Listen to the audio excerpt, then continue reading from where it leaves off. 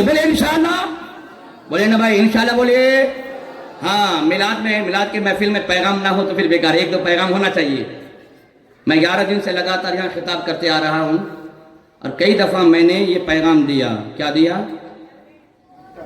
ہاں، اللہ نے جس آدمی کو ثروت دولت دیا ہے، 2-4 فلور کی بلڈنگ بنایا ہے، اگر فلور نہیں دے پا رہے ہیں تو ٹیرس میں ٹین وغیرہ ڈال کر کے ایک مکتب ضرور بنائیے، کسی عالم کو ہائر کیجئے، اور ہر سنی گلی میں ایک مکتب ہونا چاہیے، بولے انشاءاللہ بولے۔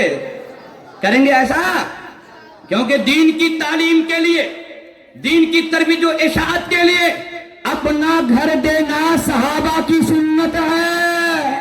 حضرت ارقم کو جا کے دیکھو، جب اسٹارٹنگ اسلام کا تھا، میرے آقا کریم انہی کے گھر میں بیٹھ کر کے صحابہ کی تعلیم کر رہے تھے، تو میں کہوں گا صاحب حضرت ارقم کی سنت پر کون عمل کرے گا؟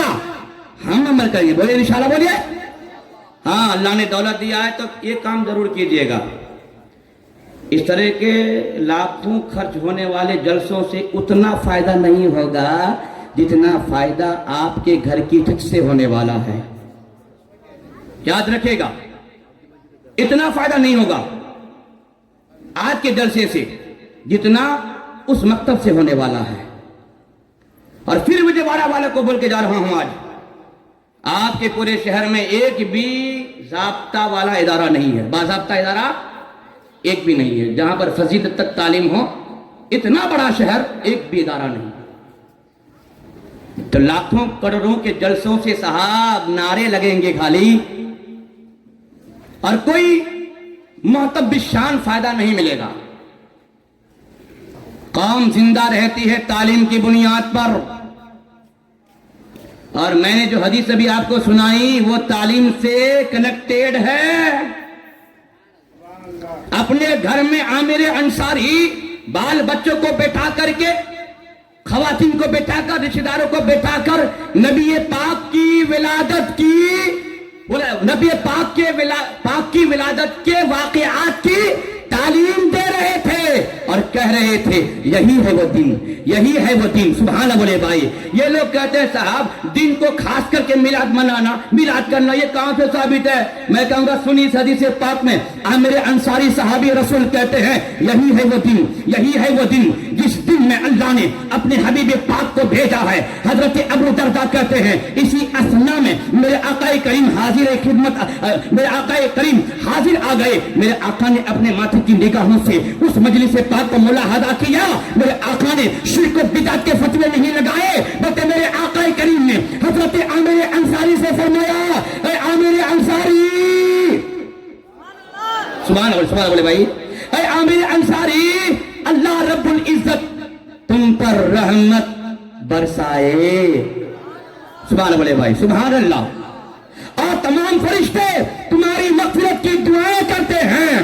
اور صبح قیامت تک تمہارے طریقے پر جو بھی واقعات ولادت رسول بیان کرے گا وہ بھی تمہاری طرح نجات پائے گا، وہ بھی تمہاری طرح نجات پائے گا۔ تو نجات اگر پانا چاہتے ہیں تو علماء کے پاس بیٹھ کر نبی کی پیدائش کے واقعات کو سیکھیے، پڑھیے، یاد رکھیے، اور اپنے گھر میں بیٹھ کر بچوں کو، بچیوں کو، خواتین کو نبی کی پیدائش کے واقعات کو سکھائیے، تو نبی پاک کی دعا رحمت بن کر آپ کے دامن میں آئے گی، اور نبی پاک کی دعا یہ ثابت کر دے گی کہ جس طریقے سے نبی پاک کے صحابی حضرت عامر انصاری نبی پاک کے میلاد کو بیان کرنے کی بنیاد پر وہ نجات یافتہ ہے، تو انشاءاللہ آپ بھی نجات یافتہ ہو جائیں گے، انشاءاللہ بولے، بولے انشاءاللہ بولے۔ اچھا بس کچھ منٹ اس کے بعد بات ختم کر رہا ہوں۔ ایک بات درود پڑھیے تو اللہم صلی علی سیدنا شفیعنا حبیبنا مولانا محمد بارک وسلم، صلو علیہ صلاۃ و سلام علیک یا رسول اللہ صلی اللہ تعالی علیہ وعلی آلہ وصحبہ اجمعین۔ نبی پاک کے صحابہ نے میلاد منایا، سبحان اللہ، تو بولے بھائی میں نے دو صحابی کا ذکر کیا اور ان کے گھر کی محفل کو میں نے اٹھا کر آپ کے سامنے رکھا ہے، سبحان اللہ۔ معلوم ہوا کہ صحابہ نے نبی پاک کے میلاد کو بیان किया है। ठीक है साहब, बयान करो, इतना ऊंचा स्टेज काहे को लगाए? 5 फीट का ऊंचा स्टेज, सब लोगों को एकदम यकसानियत के साथ काहे को बैठाए?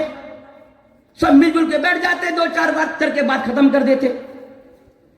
ये स्टेज, ये चाक, ये सब क्या है? मैं कहा अल्हम्दुलिल्लाह, अहले सुन्नत का कोई भी काम बिला दलील नहीं होता है।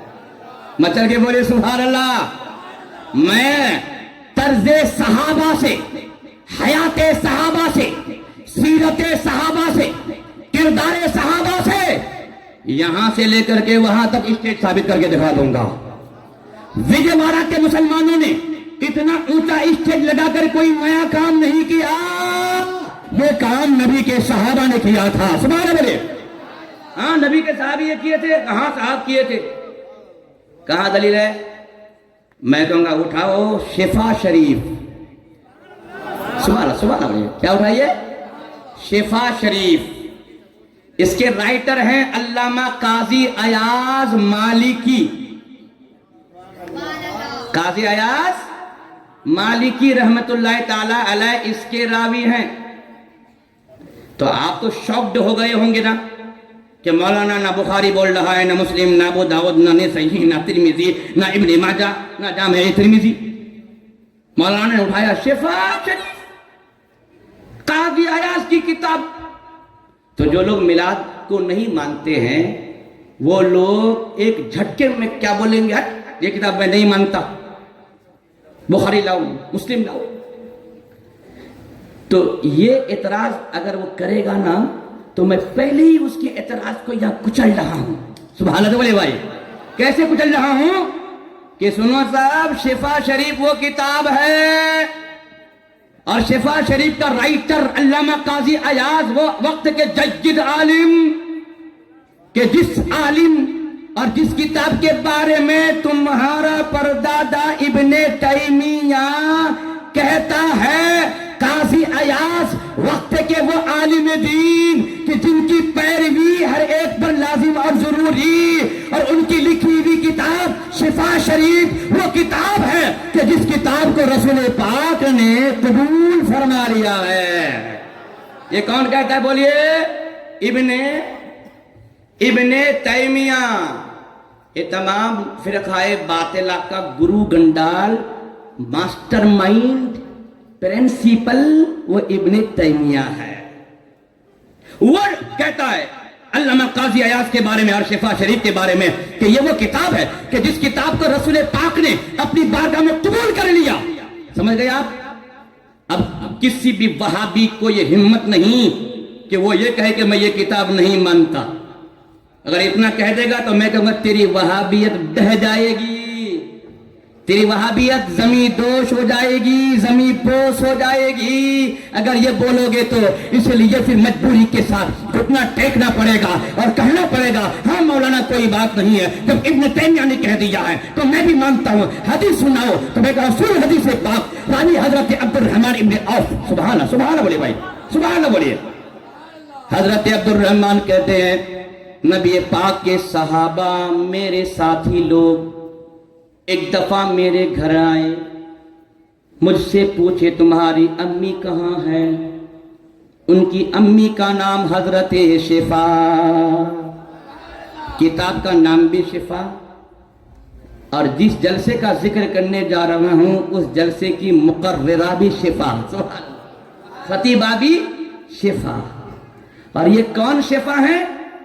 ये वो शिफा हैं कि नबी की पैदाइश के वक़्त हजरत आमना के साथ दाइया की शक्ल में मौजूद थी, और पैदाइश के वाक़यात जिस तरह से हजरत आमिना रज़ियल्लाहु अन्हा ने अपनी आंखों से मुलाहाजा किया था उसी तरीके से हजरत शिफा भी मुलाहाजा की थी। इसीलिए नबी पाक के सहाबा नबी की पैदाइश के वाक़यात को सुनने के लिए हजरत शिफा के पास जाते थे क्योंकि हजरत आमना का इंतकाल हो चुका था। बात समझ आ रही ना?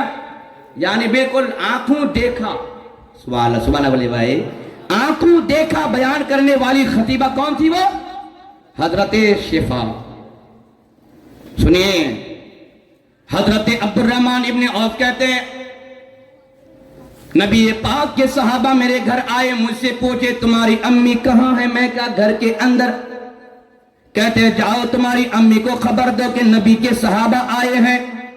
میں اندر گیا، امی کو خبر دیا۔ امی سے میں کہا امی کیوں آئے ہیں؟ امی فرماتی ہے بیٹا نبی کی پیدائش کے واقعات سننے کے لیے آئے ہیں، جاؤ گھر کے باہر چٹائی بچھاؤ۔ سبحان اللہ بولے بھائی، ایک چٹائی، سبحان اللہ بولے بھائی، چٹائی بچھاؤ اور میرے لیے تختہ لگاؤ۔ سبحان اللہ۔ حضرت عبدالرحمن کہتے ہیں میرے امی جان کے حکم کی بنیاد پر، حکم کی تعمیل کے لیے، نبی کے صحابہ کے لیے میں چٹائی لگاتا اور امی کے لیے ایک تختہ بچھاتا۔ امی تخت پر بیٹھ کر کے نبی کی پیدائش کے واقعات نبی کے صحابہ کو سنایا کرتی۔ سبحان اللہ بولے بھائی، سبحان اللہ۔ ہاں ممکن ہے کہ یہ آیت پردہ کے نزول سے پہلے کا معاملہ ہو، ہاں آیت پردہ کے نزول کے بعد ذرا پردے کے احکامات نافذ ہو چکے تھے، تو اس طریقے سے مرد و خواتین کا اختلاط، پھر اس پر بین لگ گیا، اس پر پابندی لگ گئی تھی، ممکن ہے۔ لیکن اتنا تو ثابت ہوا نا صاحب کہ حضرت شفا تخت پر بیٹھ کر، اگر یہ گنہگار نبی کا غلام تخت پر بیٹھ کر نبی کی پیدائش کے واقعات آپ کو سناتا ہے تو یہ 14ویں صدی یا 15ویں صدی کی کوئی بدعت نہیں ہے صاحب، یہ بلکہ نبی پاک کے صحابہ کی سنت ہے، ہاں تو یہ میلاد ہے۔ سبحان اللہ نہیں بولیں گے؟ ایک مرتبہ اور ایک بار بولیے سبحان اللہ۔ اچھا میں آپ سے پوچھتا ہوں، حضرت عیسیٰ روح اللہ بڑے پیغمبر ہیں یا ہمارے حضور؟ بولے بولے بولے بولے بولے نا بھائی۔ ارے صاحب عیسیٰ روح اللہ وہ پیغمبر ہیں جنہوں نے اللہ سے دعا کیا کہ اے مولا مجھے آخری نبی کی امت میں شامل فرما۔ دعا کی قبولیت کا انداز دیکھو، اللہ نے آسمان میں مہمان بنا لیا اور قرب قیامت میں پھر اللہ اس زمین میں ان کو اتارے گا اور اس کے بعد پھر نبی پاک کی امت میں شامل ہوں گے، اپنی شریعت نہیں نبی کی شریعت کو فالو کریں گے۔ سبحان اللہ بولے۔ اور جانتے ہیں عیسیٰ روح اللہ نے میرے نبی کے لیے کیا کہا؟ اٹھائیے انجیل برناباس پارٹ نمبر 42 لکھتے ہیں For I am not worthy to loose the ties of the shoes of the prophet, peace be upon him, whom you call Messiah, who was made before me and shall come after me. تو اس کا مطلب جو لوگ سبحان اللہ بول رہے ہیں ان کو انگلش آتی ہے نا؟ اللہ تعالیٰ سب کو سمجھ عطا فرمائے، دولت علم سے سب کو بہرمند کرے۔ سنیے،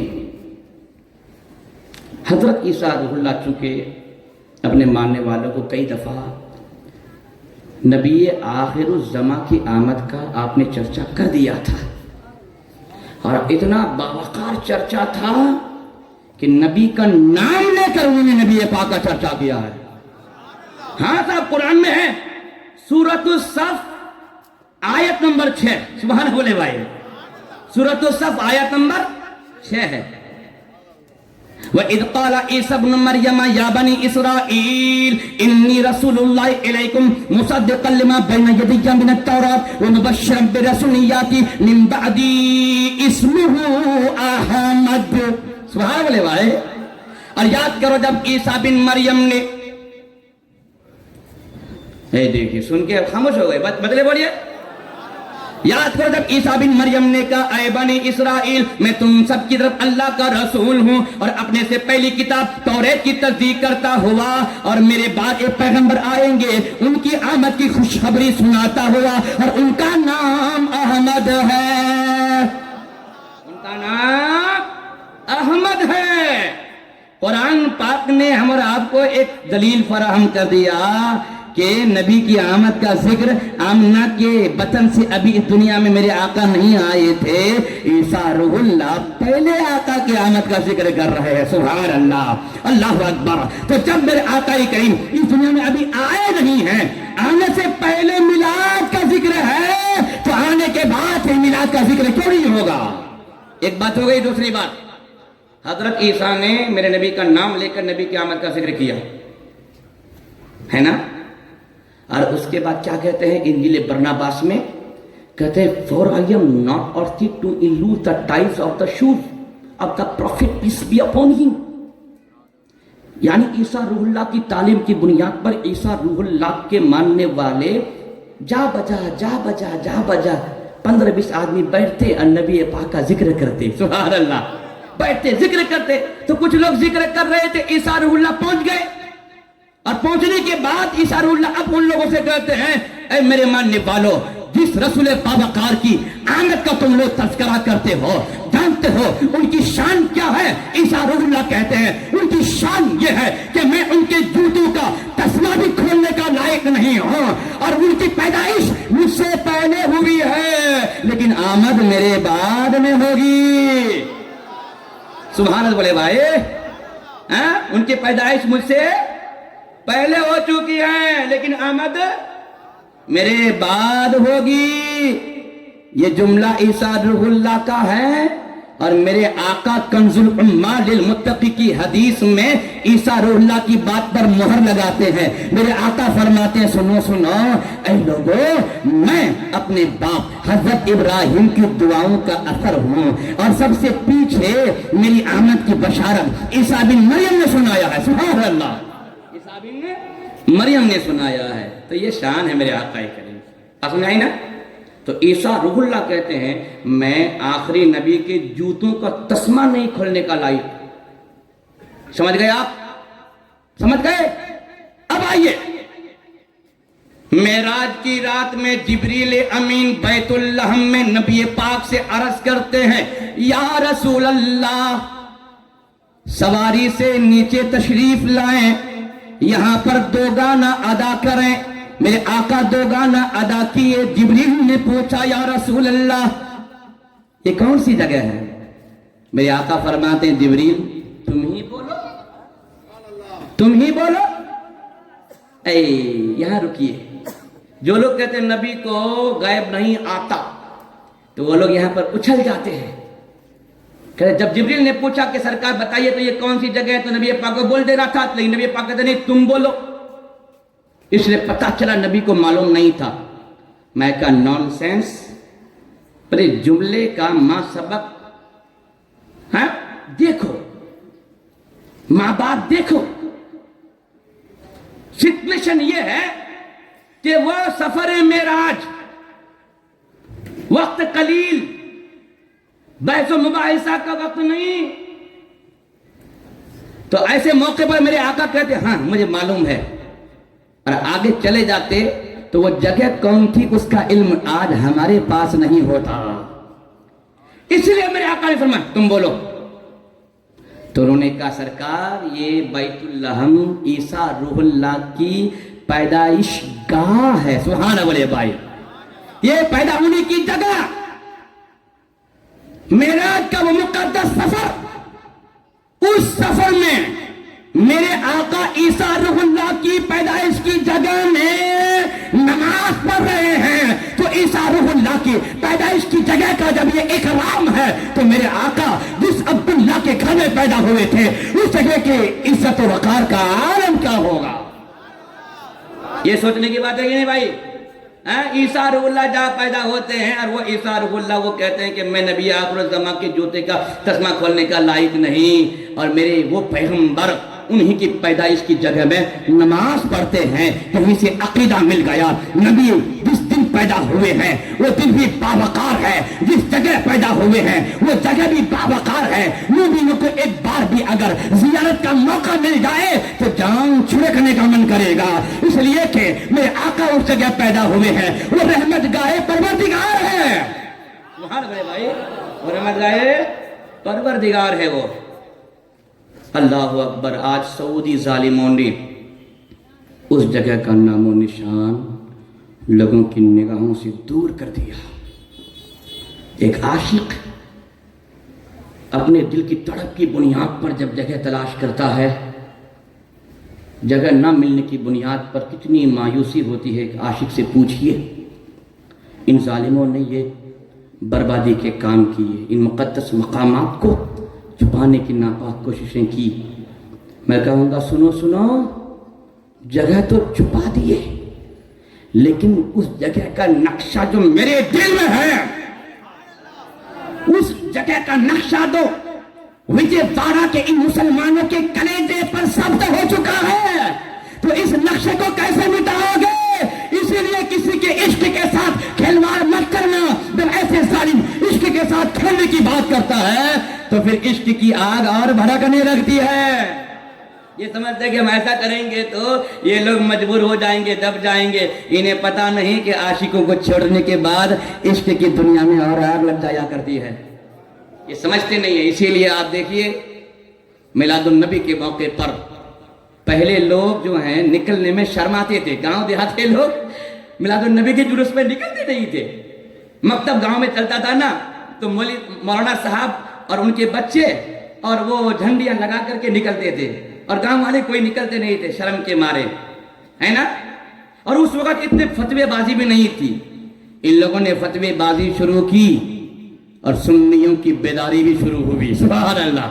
फतवेबाजी इधर, इधर सुन्नियों की बेदारी। लेकिन अदब से कहूंगा, ये बेदारी आप में आई है, बिल्कुल काबिले ताज़ीम है आपकी ये बेदारी। लेकिन आपकी ये बेदारी अगर दीन सीखने के ताल्लुक से हो जाए, आपकी ये बेदारी नमाज सीखने के भी ताल्लुक से हो जाए, आपकी ये बेदारी नबी पाक की सुन्नतों पर अमल के ताल्लुक से भी हो जाए, आपकी ये बेदारी अपने बच्चों को सही और अच्छी तालीम देने के ताल्लुक से भी हो जाए, आपकी ये बेदारी दान दहेज न मांगने के ताल्लुक से भी हो जाए, आपकी ये बेदारी अपनी बच्चियों को मखलूक तालीम न देने के ताल्लुक से भी अगर हो जाए, आपकी ये बेदारी अगर शर्म हया को बहाल करने के ताल्लुक से भी हो जाए, तो मैं कहूंगा साहब, कपड़ा बहुत पुराना होगा हमारे बदन पर, लेकिन रब की तरफ से ईमान इतना मजबूत होगा, इतना मजबूत होगा कि लोग सलाम करने के लिए रास्तों पर खड़े रहेंगे, बोले इंशाअल्लाह। हाँ, तो बेदारी इन मामलात में लेकर के आइए। नारा लगाना बहुत आसान है।